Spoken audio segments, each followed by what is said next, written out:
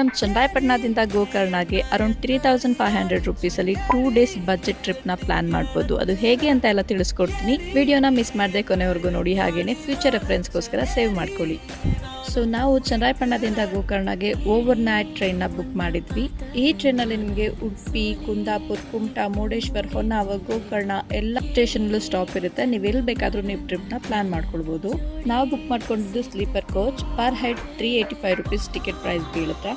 Night 8:50ಗೆ train ಚನ್ನರಾಯಪಟ್ಟಣದಿಂದ ಹೊರಟು ಬೆಳಗ್ಗೆ 7 ಅಷ್ಟರಲ್ಲೆಲ್ಲ ಗೋಕರ್ಣ ರೀಚ್ ಆಗಿರುತ್ತೆ.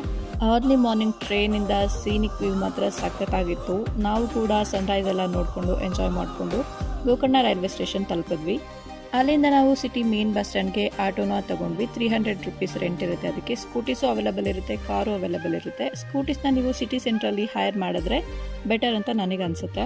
ಯಾಕಂದರೆ ರೈಲ್ವೆ ಸ್ಟೇಷನ್ನಲ್ಲಿ ಸ್ವಲ್ಪ ಪ್ರೈಸಸ್ ಎಲ್ಲ ಹೈಯರ್ ಇತ್ತು ಅಂತ ನನಗೆ ಅನ್ನಿಸ್ತು. ಅಲ್ಲಿಂದ ನಾವು ಬಂದಿದ್ದೆ ಸಿಟಿ ಮೇನ್ ಬಸ್ ಸ್ಟ್ಯಾಂಡಿಂದ 20 ಮೀಟರ್ಸ್ ದೂರದಲ್ಲಿರೋ ನಮಸ್ತೆ ಬೈಕ್ ರೆಂಟಲ್ಸ್ಗೆ. ಇಲ್ಲಿ ಸ್ಕೂಟೀಸ್ ಎಲ್ಲ 400 ರುಪೀಸಿಂದ ನಿಮಗೆ ಸ್ಟಾರ್ಟ್ ಆಗುತ್ತೆ. ನಾವು 4 ಜನ ಇದ್ರದಿಂದ 2 ಸ್ಕೂಟಿನ ಬುಕ್ ಮಾಡ್ಕೊಂಡ್ವಿ. ಮತ್ತು ಅದಕ್ಕೆ ಪೆಟ್ರೋಲ್ 200 ರುಪೀಸ್ನ ಹಾಕಿದ್ವಿ. Total 1000 rupees. ಅಲ್ಲಿಂದ ನಾವು ನಮ್ಮ ಸ್ಟೇಗೆ ರೀಚ್ ಆದ್ವಿ. ನಾವೆಲ್ಲಿ ಉಳ್ಕೊಂಡಿದ್ವಿ, ಕಾಸ್ಟ್ ಎಷ್ಟು ಎಲ್ಲನೂ ತಿಳ್ಕೊಬೇಕು ಅಂತಂದರೆ ಪಾರ್ಟ್ 2ನ ಮಿಸ್ ಮಾಡದೆ ನೋಡಿ.